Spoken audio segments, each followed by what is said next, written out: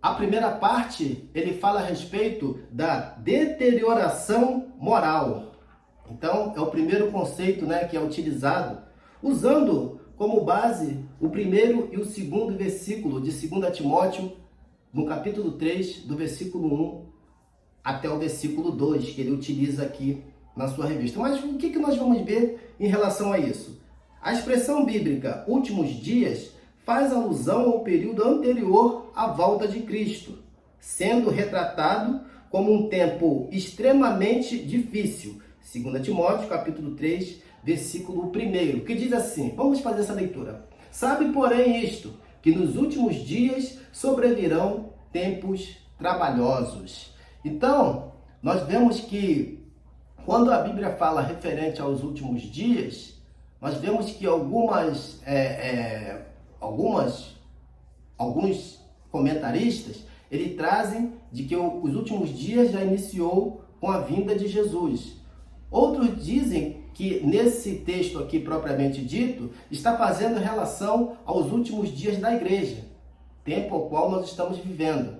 Então, esses últimos dias que a Bíblia fala, são os dias que nós podemos ver que será um dia de pressão, um dia de apostasia e um dia de engano, sobre tudo isso que nós estamos vendo em nossos dias. Então, o apóstolo Paulo alerta que o comportamento humano estará associado à impiedade, caracterizada pela profunda degradação moral. Por isso, a lista paulina é uma descrição da escalada dos pecados na sociedade, e um enfraquecimento da doutrina bíblica e o relativismo, que não aceita norma moral absoluta, instigam a má conduta da humanidade.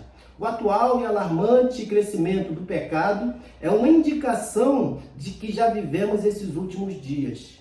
Não obstante, apesar das investidas heréticas, a Bíblia nos adverte a viver em santidade em qualquer época da jornada cristã. Está lá em 1 Pedro, capítulo 1 e o versículo de número 15. O que nós vamos ver em relação a isso, irmãos? Nós vemos que a Bíblia já relata, nessa carta de 2 Timóteo, que as pessoas viverão com um comportamento ímpio.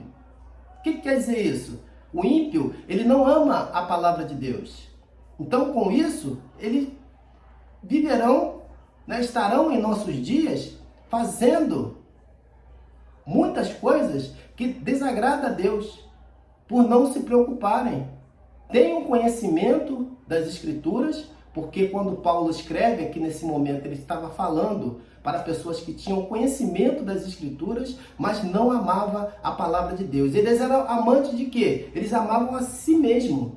Porque a Bíblia fala, porque haverá homens amantes de si mesmos. Então, homens que viverão nessa época, estarão no tempo que nós estamos vivendo, porém, eles serão amantes de si mesmos. Assim como ocorreu na época de Jesus. A Bíblia chama essas pessoas, como está lá em Filipenses, capítulo 3, e o versículo 18, que diz assim a palavra do Senhor, porque muitos há, dos quais muitas vezes vos disse, e agora também digo a vós, chorando, que eles são inimigos da cruz de Cristo, cujo fim é a destruição, cujo Deus é o seu ventre, e cuja glória é a sua vergonha, que só pensam nas coisas terrenas. Então essa é uma das características das pessoas que vivem nesse momento da história sobre o qual nós estamos vivendo. Jesus falou a respeito disso lá em Mateus, no capítulo 24 e no versículo 12. Jesus disse que por se multiplicar a iniquidade, o amor de muitos esfriarão. Então esse é o tempo que nós estamos vivendo, o tempo da falta de amor, da falta de união, da falta de cooperação com as pessoas. Estamos vivendo tempo de apostasia, estamos vivendo um tempo de engano, onde as pessoas estarão enganando umas às outras. Então todo esse conhecimento, toda essa palavra já foi dita anteriormente por Jesus Cristo. Jesus falou isso a respeito do tempo o qual nós viveríamos. E falou também que esse tempo, o momento da história que nós estamos vivendo, sendo um tempo de pressão, de apostasia, e um tempo também de engano. está lá em Mateus, capítulo 24, do versículo 4 e o versículo 11. Vamos fazer também essa leitura no nome de Jesus, para que nós possamos, né, irmãos, termos a Bíblia como base para o nosso estudo nesta manhã no nome de Jesus. Mateus, capítulo 24, o versículo 4 e o versículo, até o versículo 11, que diz assim a palavra de Deus. Ó, Jesus respondendo disse-lhes: acautelai-vos, que ninguém vos engane, porque muitos virão em meu nome dizendo, eu sou o Cristo, enganarão a muitos. Essa é uma das características do falso profeta, do falso mestre. Ele vem em nome de Jesus Cristo, ele vem falando em nome de Deus, mas na verdade o seu intuito, a sua proposta é enganar as pessoas. E ouvireis de guerras e de rumores de guerras. Olhai, não vos assusteis, porque é mister que isso tudo aconteça, mas ainda não é o fim. Então é o período próximo ao fim que o apóstolo Paulo estava relatando aqui para Timóteo, falando naquele momento. Porquanto se levantará nação contra nação e reino contra reino, e haverá fomes e pestes e terremotos em vários lugares, mas todas essas coisas são o princípio de dores. Então vos hão de entregar para seres atormentados, e matar-vos-ão, e sereis odiados de todas as gentes por causa do meu nome. O verdadeiro crente, o verdadeiro cristão em Jesus, ele vive, irmãos, uma vida, conforme eu disse aqui anteriormente, ele vive uma vida pressionado pelo mundo e muitas das vezes até vive pressionado por pessoas que estão dentro da igreja, mas não dão valor às coisas de Deus, não valorizam a palavra de Deus, não valorizam a santificação. Então, essas pessoas que vivem nessa época, conforme está sendo dito aqui pela palavra do Senhor, que irão trair uns aos outros, irão aborrecer uns aos outros, esse é o tempo que nós estamos vivendo.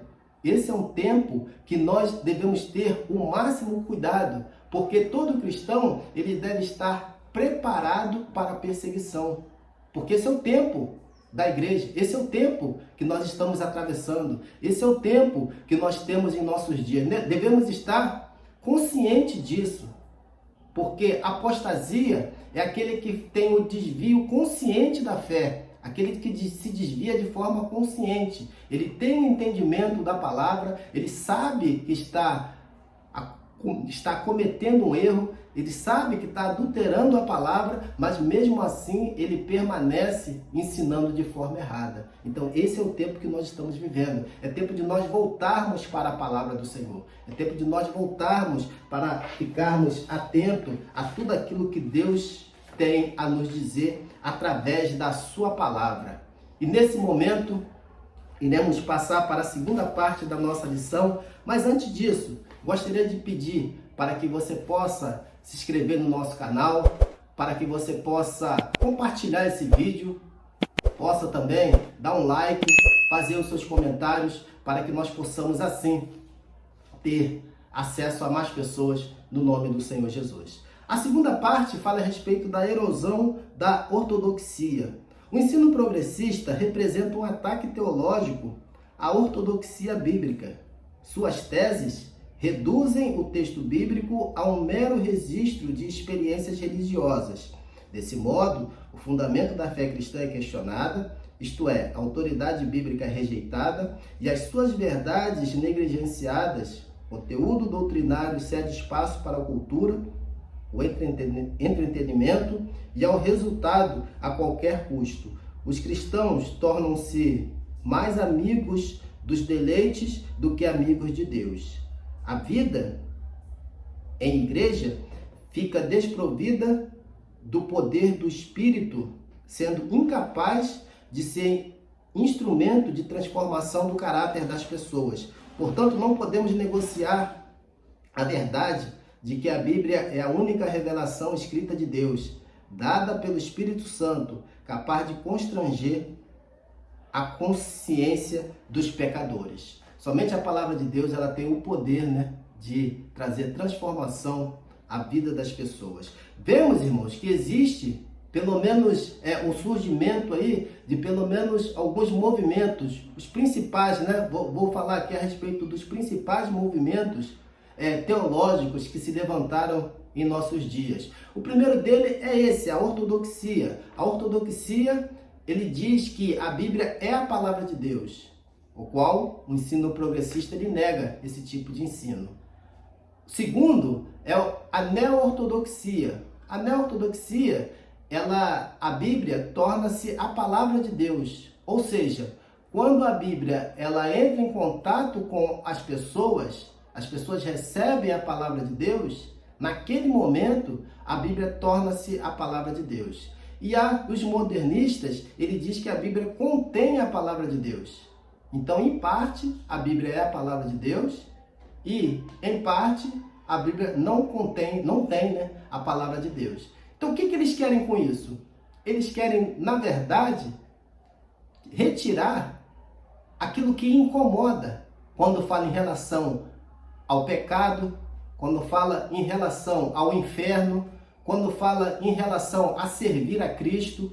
Tudo que diz que não é favorável a eles querem retirar da Bíblia. Por isso que os modernistas, eles dizem que a Bíblia contém a palavra de Deus. Por isso que eles desejam ressignificar as Escrituras Sagradas, para que possam retirar das Escrituras o ponto que eles dizem que lhe ofendem. Mas só que a Bíblia, ela tem por característica ela ser verdadeira, ser real, ela falar de fato aquilo que as pessoas precisam ouvir em relação à sua própria palavra. A terceira parte fala a respeito da corrupção da fé. Com o caráter humano maculado e a corrosão da ortodoxia promovidos pelo progressismo no ensino, o cristianismo e a fé bíblica são descaracterizados. Não por acaso, o apóstolo Paulo acrescenta as práticas dos falsos cristãos. Está lá, 2 Timóteo 3, 2 e 4. Ele fala a respeito disso. A repulsiva conduta da luxúria e de várias concupiscências. Os hereges cativam as pessoas por meio da sedução e do engano. Escravos que são das paixões, eles acreditam que os prazeres do corpo não podem contaminar a alma. No tempo de Paulo existia uma categoria que se chamava os gnósticos. Eles diziam que tudo aquilo que era feito pelo corpo não iria atingir a alma da pessoa. Mas nós vemos através da Bíblia Sagrada que o homem ele é composto de corpo, alma e espírito. E todos devem ser santificados, todos são santificados por Deus para o dia da nossa redenção, conforme diz a palavra do Senhor. Por isso os pecados morais, a libertinagem e o abuso do corpo são tolerados, tais como a prostituição, a ideologia de gênero, as drogas, o aborto, o relativismo moral e etc. A rebeldia e a ausência de genuína conversão os impedem de alcançar o conhecimento da verdade. Por fim, o engano desses mestres e seus seguidores será objeto do juízo divino. Então, irmãos, nós vemos que essa corrupção, conforme está sendo dita aqui pelo comentarista aqui da nossa revista, observamos que essa é uma das características dos apóstatas. As características dos apóstatas são essas. Está lá no capítulo 2, do capítulo 3 de 2 Timóteo, do versículo 2 até o versículo 4. Eles, por serem amantes de si mesmo, primeira coisa, quando eles se tornam amantes de si mesmo, eles acabam cometendo todas essas outras ações, todos esses outros pecados que está relatado aqui do capítulo 2 até o versículo 4. Por quê? Porque eles amam mais a si mesmo e cometem esses enganos, esses erros com o seu semelhante. Então, irmãos, nós podemos ver, conforme Ezequiel, capítulo 34, e o versículo 1 até o versículo 6, fala também a respeito dos pastores. Ou seja, os falsos mestres, aqueles que estavam enganando em Israel, já naquela época de Ezequiel. Na época de Paulo, na igreja de Éfeso, existiam esses falsos mestres que estavam se levantando para que pudesse inserir dentro da igreja tais conhecimentos que estavam trazendo um grande prejuízo ali para a igreja do Senhor. Você pode ver essa referência também em Hebreus, no capítulo 6, do versículo 4 até o versículo 6, que diz assim: ora, para aqueles que uma vez foram iluminados, provaram o dom celestial, tornaram-se participantes do Espírito Santo, experimentaram a bondade da palavra de Deus e os poderes da era que há de vir, e caíram. É impossível que sejam reconduzidos ao arrependimento, pois para si mesmos estão crucificando de novo o Filho de Deus, rejeitando a desonra pública. Então essa é a função dos apóstatas. Eles, de uma certa forma, eles por se desviarem de uma forma consciente, eles acabam trazendo falso ensino. Acabam trazendo corrupção para dentro da igreja. Acabam trazendo apostasia para dentro da igreja. Então, a intenção desses progressistas é inserir dentro da igreja, desestabilizar a igreja, para que a igreja assim não possa ganhar aqueles que estão perdidos, aqueles que estão afastados da presença do Senhor.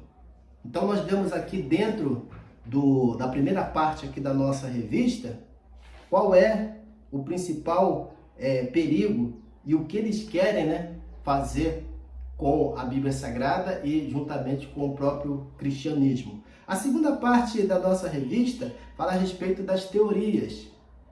O que eles acreditam?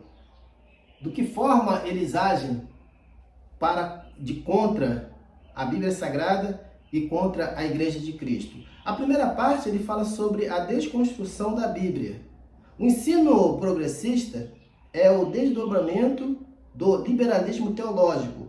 Sua principal característica é o repúdio à inspiração e à inerrância da Bíblia. Eles negam que a Bíblia ela é inspirada e que ela não contém erros. Eles não acreditam que a Bíblia seja inspiração, que seja soprada por Deus, que seja a palavra de Deus. E apontam até mesmo erros nas Escrituras Sagradas para tentar desmerecer, para tentar justificar o motivo ao qual eles buscam fazer essa atualização na igreja, na Bíblia Sagrada. O parâmetro progressista é de reinterpretação das Escrituras para satisfazer a concupiscência humana. Então, aquilo que eu disse anteriormente, eles querem mudar, retirar das Escrituras aquilo que ofende, que eles acham que ofende a sua moral, a sua conduta, e querem deixar somente aquilo que é aprazível aos seus olhos. Vamos ver, irmãos, que essa desconstrução, ela tem como o principal objetivo, primeiro, são as crianças. Por que as crianças? Porque as crianças estão em formação de caráter. E a Bíblia, ela mesma nos diz que nós devemos instruir a criança no caminho em que deve andar. Instruir como? Através da palavra de Deus. Por quê? Porque até quando ele crescer, ele não se desviará dele. Até mesmo quando ela crescer, ela não se desviará desse caminho. Então, se uma criança ela já recebe a palavra do Senhor, e essa palavra ela for fortalecida dentro do seu ser, do seu caráter, do seu crescimento, da sua moral, ela vai ser uma pessoa que, mesmo que mais tarde ela se desvie da presença de Deus, mas ela tem conhecimento correto da palavra do Senhor. Então, irmãos, nós vemos que a principal intenção são as crianças e depois os jovens. aqueles que estão indo para uma faculdade, esses também acabam se tornando um alvo perfeito, porque o jovem, a partir da sua idade adulta, ele vai adquirir família, esposa, filhos, e aquilo que ele aprendeu, aquilo que ele foi ensinado, que gerou fé ali a sua vida, ele vai passar ali também para essas pessoas. Então, por isso que eles tentam, de qualquer forma, levar esse tipo de ensinamento, essa desconstrução, para que essas pessoas sejam alcançadas e, através delas, possam disseminar o ensinamento errado da palavra do Senhor. A segunda parte que ele fala aqui, em relação também a essas teorias, ele fala a respeito do teísmo. O que é o teísmo? O teísmo é outra corrente da teologia liberal progressista, é o ensino do teísmo aberto. Nessa teologia, Deus é limitado. Primeira coisa que eles colocam, dizem que há um limite para Deus. Deus não conhece o futuro em detalhes, não exerce o controle absoluto sobre o universo e nem sobre a vida humana. Afirma-se que o conhecimento divino das Escrituras que estão por acontecer depende das ações livres dos homens. Rejeita-se o conceito de presciência, em que Deus sabe todas as coisas antecipadamente. Nessa heresia, Deus foi surpreendido pelo pecado no Éden e forçado a redesenhar a história.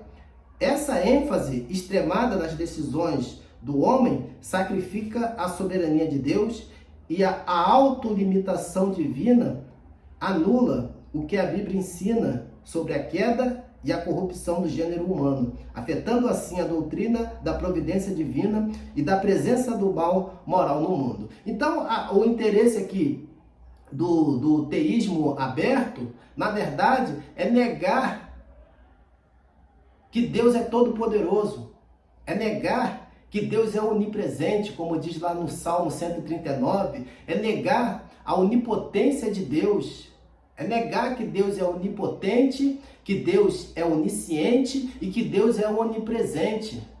Então, o interesse deles é negar a soberania de Deus, que Deus é soberano sobre todas as coisas, que Deus tem o conhecimento de todas as coisas. Então, com isso, dizendo que tudo aconteceu ou depende das ações dos homens para que Deus possa tomar uma atitude, para que Deus possa tomar uma ação em relação àquilo que é feito pelos homens. Vemos lá em Jó, capítulo 42 e versículo 2, que fala a respeito da onipotência de Deus. A Bíblia diz que sei que tudo podes e nenhum dos seus pensamentos podem ser impedidos. Deus é todo-poderoso.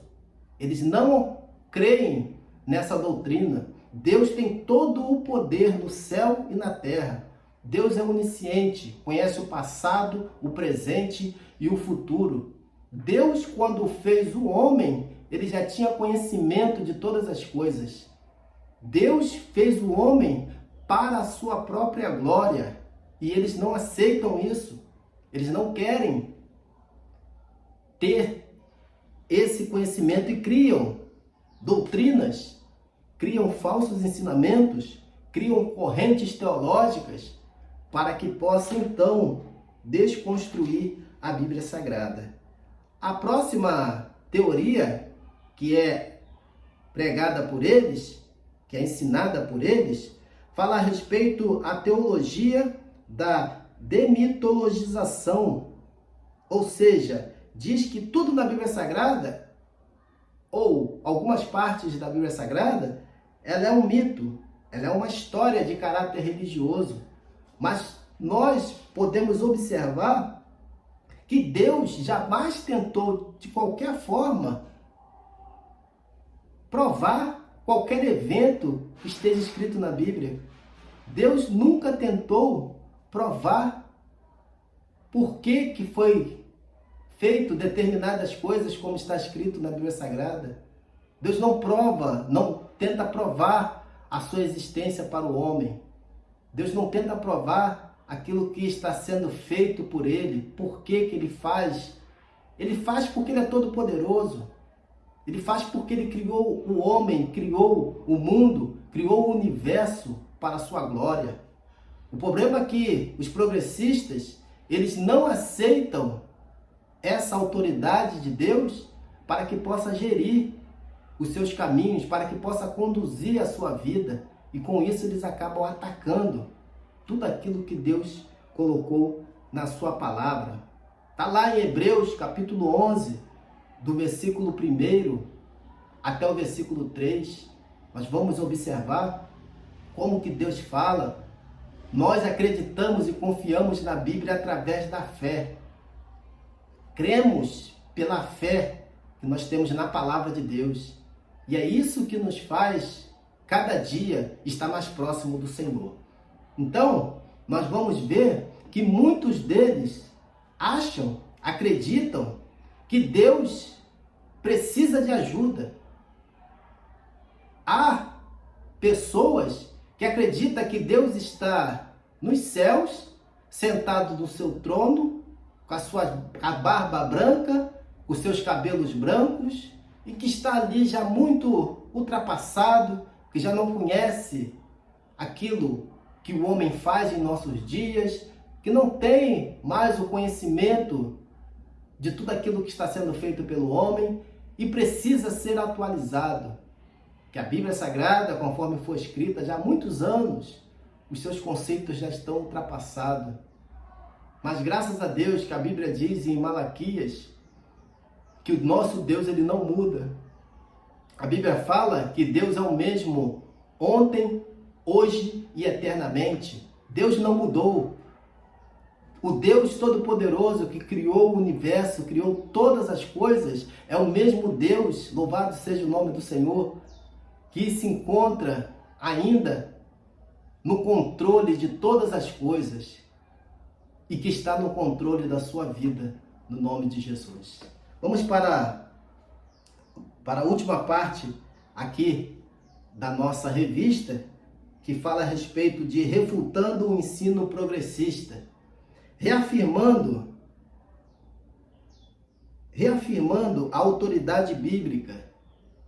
Em refutação ao ensino progressista, é indispensável reafirmar a doutrina da inspiração divina, verbal e plenária da inerrante palavra de Deus. Então nós vivemos e estamos em um tempo que nós temos sim, irmãos, que combater todo falso ensinamento, mostrar dentro das Escrituras Sagradas, através do erro que os homens estão cometendo, através dos falsos ensinos que estão sendo pregados, muitas das vezes até mesmo em nossos púlpitos, mas que Deus tenha misericórdia de nós e possa nos dar sabedoria para que nós possamos assim refutar, conforme diz a palavra de Deus, conforme diz aqui o nosso estudo, refutar tudo aquilo que é contrário à palavra do Senhor.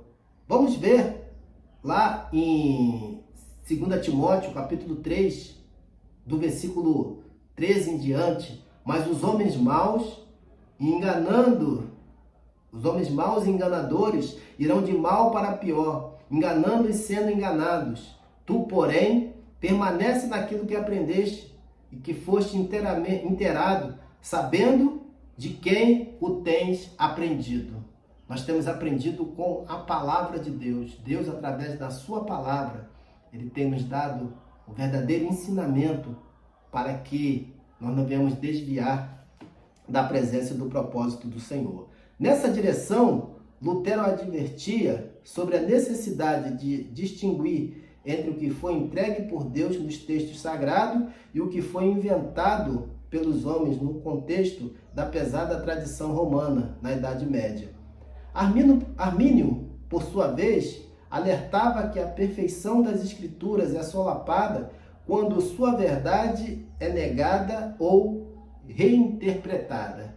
Então é isso que o homem tenta fazer. Então as Escrituras Sagradas, elas não podem, de forma alguma, ser interpretadas pelo homem. Uma outra coisa importante que eu também gostaria de mencionar nesse momento é que o homem deve aceitar a palavra de Deus como ela é. O homem não tem autoridade para interpretar a palavra de Deus segundo os seus propósitos. O homem não tem autoridade para interpretar a palavra de Deus segundo a sua vida, segundo a sua vontade, segundo aquilo que ele crê, segundo aquilo que ele acredita. A Bíblia é o que é e nós devemos acreditar na palavra de Deus conforme está escrita, sem tentar moldar ou tentar ajustar a Bíblia para o nosso bel prazer. O que muitas das vezes são feitos é pregadores ou pessoas tentando reinterpretar a Bíblia, trazendo a Bíblia para a sua própria vontade, para atender aquilo que ele acredita, naquilo que ele aprendeu, por pessoas que muitas das vezes acabaram me influenciando. Então nós devemos ter esse cuidado, conforme foi dito aqui na palavra do Senhor. Desse modo, a autoridade bíblica é ratificada quando se oferece resistência à presunção das ideologias humanas em acrescentar ou retirar alguma coisa das Escrituras. Olha que Apocalipse capítulo 22, ele já diz que aquele que retirar ou acrescentar qualquer parte da palavra de Deus, ele também perderá a sua parte na cidade santa e perderá também, conforme diz aqui na palavra do Senhor. Vamos fazer essa leitura aqui rapidamente, Apocalipse capítulo 22. Apocalipse capítulo 22 e o versículo... Apocalipse capítulo 22 e o versículo de número 19. Se algum homem retirar alguma das palavras do livro desta profecia, Deus excluirá a sua parte do livro da vida e da cidade santa e das coisas que estão escritas nesse livro. Deus, através da sua palavra, ele nos trouxe essas instruções para que nós possamos viver por ela, para que nós possamos segui-la e tenhamos o cuidado para obedecer à palavra do Senhor. A segunda parte fala a respeito de ensinando as doutrinas bíblicas. A grande comissão confiada à igreja consiste em fazer e ensinar discípulos. Compreende? Uma ordenança proclamadora a um mandato educacional. A incumbência é tanto de formação quanto de transformação de indivíduos. É responsabilidade da igreja evangelizar o mundo e ensinar as doutrinas bíblicas. Em vista disso, Paulo exorta a necessária dedicação ao ensino. A atividade é essencial para instruir, expor e corrigir o erro. Essa atuação é primordial na transformação da velha natureza, formação de caráter, resultando no genuíno crescimento de uma igreja espiritualmente saudável e doutrinariamente bíblica. Então, a função da palavra de Deus é fazer com que as vidas sejam transformadas através da sua palavra. Somente a palavra de Deus sendo ensinada, e é esse um dos objetivos da escola bíblica dominical, formação de caráter, fazer com que as pessoas sejam moralmente doutrinadas pela palavra de Deus, fazer com que as pessoas obedeçam à palavra do Senhor. Então a escola dominical, ela tem esse papel importantíssimo. Leitura da Bíblia, da palavra do Senhor, conhecimento de Deus. Ele vai a cada dia se apresentando, se mostrando e fazendo com que você possa se aproximar mais e mais do Senhor. Esse ensino, nós devemos ter essa preocupação diante da palavra de Deus. E por último, enfatizar a santificação. Enfatizando a santificação. Sabemos que a salvação existe os 3 processos principais da salvação, que é a justificação, a regeneração e a santificação. Na justificação, É o primeiro passo, ele é instantâneo. A pessoa, quando aceita Cristo como seu Salvador, ele já é justificado, já é livre dos seus pecados. A partir daquele momento, o Espírito Santo passa a morar no seu coração, passa a morar no seu interior. E o Espírito Santo vai gerando nova vida, trazendo, através dessa vida, a regeneração.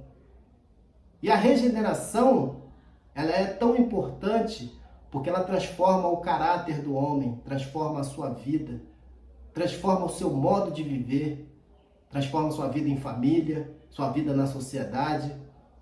E ela também vai entregar a um terceiro passo, que é a santificação. A santificação, ela é um processo que nós devemos nos preocupar a cada dia, de buscar a Deus para que possamos ser santificados através da sua palavra, através da oração, através da busca em Deus, do jejum, buscando o Senhor a cada dia para que possamos ser santificados por Deus. E a santificação, ela não é instantânea. Ela tem o seu passo inicial, mas ela só irá ser completa na volta de Jesus. Quando Jesus voltar em glória, nós seremos plenamente santificados por Ele. Receberemos um corpo semelhante ao de Cristo Jesus. E assim seremos santificados plenamente pelo Senhor. Então a palavra de Deus, ela tem essa importância na nossa vida. A palavra de Deus, ela tem essa extrema importância para que nós possamos dar crédito à palavra do Senhor. Então, com tudo isso, nós temos que observar as Escrituras Sagradas, fugirmos cada dia desse ensino progressista que tende a tirar muitos dos caminhos do Senhor. Mas Deus, nesta hora, nesse momento, tem nos dado a oportunidade de corrigirmos a nossa rota e voltarmos para o Senhor. Por que nós cremos na Bíblia? Porque nós acreditamos, nós confiamos que Deus é o autor da Bíblia. E por que Deus nos deu a Bíblia Sagrada? Nos deu como um manual, nos deu para que possa dirigir a nossa vida, o nosso comportamento, possa dirigir para que possa fazer, mudar, muitas das vezes, as nossas ideias, a nossa conduta, para que possa também nos trazer de volta para o caminho correto. Então Deus nos deu essa palavra e de acordo com essa palavra que nós temos como padrão para a nossa vida, é que nós vamos alcançar os céus. A autoridade da Bíblia é um direito de Deus. Deus, como Criador, Ele não nos deixou sozinho nesse universo, a nossa própria sorte. Deus nos deixou um manual para que nós possamos, através desse manual, alcançarmos a vida eterna. Nesse momento, você possa receber essa palavra do nome de Jesus e estamos aqui entrando aqui para a nossa conclusão e que Deus possa, nos abençoar e nos dar graça para que nós possamos resistir esses últimos dias que nós estamos vivendo e sabermos que Deus está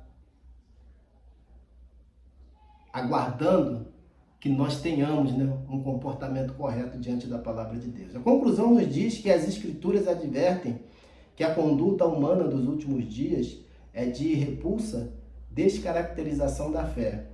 A heresia progressista critica as Escrituras, promove o enfraquecimento da ortodoxia, instiga a frouxidão moral e afasta as pessoas do verdadeiro cristianismo. Contudo, a postura da igreja não deve ser de inércia, mas de resistência à iniquidade. A defesa da fé ocorre quando os valores imutáveis e atemporais da Bíblia são exercitados pelo poder de Deus na vida diária do crente salvo em Jesus. Deus possa te abençoar, que o Senhor possa guardar a tua vida, te dar, né, um entendimento correto da palavra do Senhor. Quero orar com você nesse momento, que você possa receber a palavra de Deus no nome de Jesus. Senhor Deus, ó Pai, eu quero te agradecer, Senhor, pelo estudo da tua palavra. Quero pedir a ti, Senhor, que os ouvintes, Senhor, da palavra do Senhor, que o Senhor possa, através deste estudo, tocar, Senhor, no seu coração, trabalhar na sua mente, dar entendimento, Senhor, para que possa resistir, Senhor, os falsos mestres, possa resistir, Senhor, o momento ao qual nós estamos passando. Seja conosco, Pai, nos dando a tua graça, a tua misericórdia seja derramada sobre cada um de nós. Deus, pedimos a ti também nesse momento que o Senhor abençoe cada professor que irá ministrar a sua aula, que o Senhor possa abrir o seu entendimento, lhe dar sabedoria, para que nós possamos, Senhor, assim como foi dito, estar, Senhor, com a nossa vida de pé, estar, Senhor, preparados, Deus, para poder refutarmos, Senhor, todo ensinamento contrário à sua palavra. Pai, seja conosco, nós te pedimos a tua bênção, no nome de Jesus. Amém. Que o Senhor possa abençoar a sua vida, que na próxima aula nós possamos dar continuidade ao estudo da palavra de Deus. Deus te abençoe. Não esqueça, se inscreva no nosso canal, envie, encaminhe essa mensagem, esse estudo para outras pessoas. Faça aí os seus comentários